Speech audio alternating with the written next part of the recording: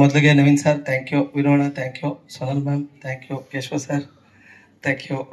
ಅಣ್ಣ ಇದರಲ್ಲಿ ಒಂದು ಅದೃಷ್ಟ ನನಗೇನು ಅಂತಂದರೆ ಇದರಲ್ಲಿ 2 ಶೇಡಲ್ಲಿ ಆ್ಯಕ್ಟ್ ಮಾಡೋವಂಥದ್ದೊಂದು ಅವಕಾಶ ಸಿಕ್ತು. ಮತ್ತು ವಿನೋಣ ಥ್ಯಾಂಕ್ ಯು. ಎಂಥದೇ ರಿಸ್ಕ್ ಶಾಟ್ ಇದ್ದರೂ ನೀವು ಫಸ್ಟು ಸೇಫ್ಟಿ, ಅದೆಷ್ಟು ಲೇಟ್ ಆದರೂ ಹುಡುಗರಿಗೆ ಏಟ್ ಆಗಬಾರ್ದು ಅಂತ ಯಾವಾಗಲೂ ನೋಡ್ತಿದ್ರಿ.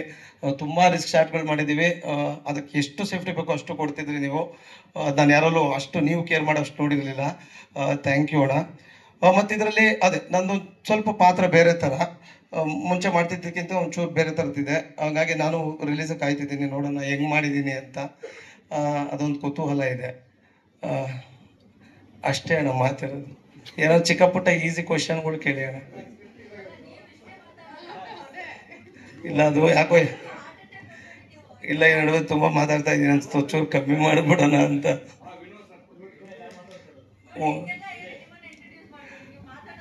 ಇಲ್ಲ ಅದು ಈ ಗುಂಪಲ್ಲಿದ್ದಾಗ ಒಂಥರ ಧೈರ್ಯ, ಹೆಂಗೋ ಗುಡುಗಿಸ್ಬಿಡ್ತೀನಿ, ಒಬ್ಬನೇ ನಿಲ್ಸ್ಬಿಟ್ರೆ ಭಯ. ಜೊತೆಲಿ ಇವಾಗ ಯಾರು ಬೇಕು ನಿಮ್ಗೆ? ಇಲ್ಲ ಹಂಗಿಲ್ಲ. ಹಾಂ ಸರ್. ಹಾಂ ಅಣ್ಣ ಅದೇ ಅಣ್ಣ, ಈಗ ಅದು ಅದು ಅದ್ರ ವಿಚಾರಗಳು ಹೇಳಕ್ಕಿಲ್ಲ ಅನ್ಸುತ್ತೆ.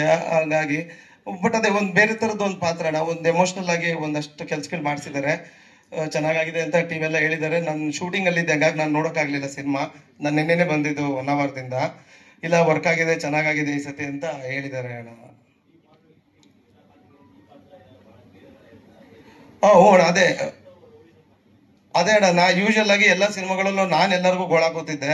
ಈ ಸಿನಿಮಾಲ್ಲಿ ಎಲ್ಲರೂ ನನ್ನನ್ನು ಗೋಳಾಕೊಂಡಿದ್ದಾರೆ. ಒಂದು ಸ್ವಲ್ಪ ಬೇರೆ ಥರ ಇದೆ ಅಣ್ಣ. ಅದು ಇದರಲ್ಲಿ ಒಂದು ನಿಜ ಹೇಳ್ಬೇಕು ಅಂದ್ರೆ ಏನಾಗಿತ್ತು ಅಂತಂದ್ರೆ, ನಾನು ಭೀಮಾಗೆ ಕೂದಲು ಕಟ್ ಮಾಡಿಸ್ಬೇಕಿತ್ತು. ಡೇಟ್ಗಳು ಒಂಚೂರು ಇಲ್ಲಿ ಮಿಸ್ ಆಗಿ ಆ ಕಟ್ ಮಾಡಿಸೋ ದಿನ ಬಂದ್ಬಿಟ್ಟಿತ್ತು. ಅದಕ್ಕೆ ತಕ್ಕಂಗೆ ಈ ಕಥೆಯಲ್ಲೂ ಸೆಟ್ ಆಗ್ತಿತ್ತು. ನಾನು ಮುಂಚೆ ಏನೋ ಆಗಿರ್ತೀನಿ, ಅದಾದ್ಮೇಲೆ ಜೈಲ್ ಎಪಿಸೋಡಿಗೆ ಬರ್ತೀನಿ. ಸೊ ಅಲ್ಲಿ ಅದು ಕಟ್ ಮಾಡಿದ ಥರದ್ದು ಮಾಡಿ ಹಂಗೆ ಮಾಡಿದ್ರಿಂದ ಅದು ಈ ಸಿನಿಮಾ ತುಂಬ ವರ್ಕ್ ಆಯಿತು. ನನಗೆ ಬೇರೆ ಕೆಲಸ ಮಾಡೋಕ್ಕೂ ವರ್ಕ್ ಆಯಿತು. ಇಲ್ಲ ಆ ಪಾತ್ರಗಳು ಹೋಗ್ಬಿಟ್ಟಿರೋದು ಆ ಟೈಮ್ಗೆ. ಅದು ಹಂಗಾಗಿ ಹಿಂಗ್ ಬಂದು ಇಲ್ಲೇ ಇದೆ, ಅದು ಆಮೇಲೆ ಹೇಳ್ತಾರೆ. ಓಡ ಇಲ್ಲ, ಒಂಚೂರು ಸ್ವಲ್ಪ ಜಾಸ್ತಿ ಮಾತಾಡ್ತಾ ಇದ್ದೀನಿ ಅನ್ನಿಸ್ತು, ಅದಕ್ಕೆ ಒಂಚೂರು ಕಮ್ಮಿ ಮಾಡಿಬಿಡೋಣ ಸ್ವಲ್ಪ ದಿನ ಅಂತ. ಆ ಕೀರ್ತಿ ಎಂಟಿದಾದ್ಮೇಲೆ ಒಂಚೂರು ಭಯ ಬಂದಿದೆ ಅಣ್ಣ, ತುಂಬ ಜಾಸ್ತಿ ಮಾತಾಡ್ಬಿಟ್ಟ ಅಂತ. ಹಾಗಾಗಿ ಒಂಚೂರು ಕಮ್ಮಿ ಮಾಡ್ತಾ ಅಣ್ಣ. ಹ್ಞೂ ಅದೇ ಅಣ್ಣ, ಅದೇ ನಾನು ಹೇಳಿದ್ದೀಗ. ಈಗ ನಾನು ತುಂಬ ಹೇಳಿದ್ರೆ ಬಿಟ್ಕೊಟ್ಟಂಗೆ ಆಗುತ್ತೆ. ಅದಕ್ಕೆ ಇನ್ನೇನೊಂದು ವಾರ ಇದೆಯಲ್ಲ ಅಣ್ಣ, ನಾನು ಕಾಯ್ತಾ ಇದ್ದೀನಿ ಅಣ್ಣ. ಬಿಕಾಸ್ ನಾನು ಸಿನಿಮಾ ನೋಡೋಕ್ಕಾಗಲಿಲ್ಲ ಅಣ್ಣ, ಬೇರೆ ಶೂಟಿಂಗಲ್ಲಿ ಇದ್ದಿದ್ದರಿಂದ. ಇನ್ನೇನು ಒಂದು ವಾರದಲ್ಲಿ ಗೊತ್ತಾಗುತ್ತೆ.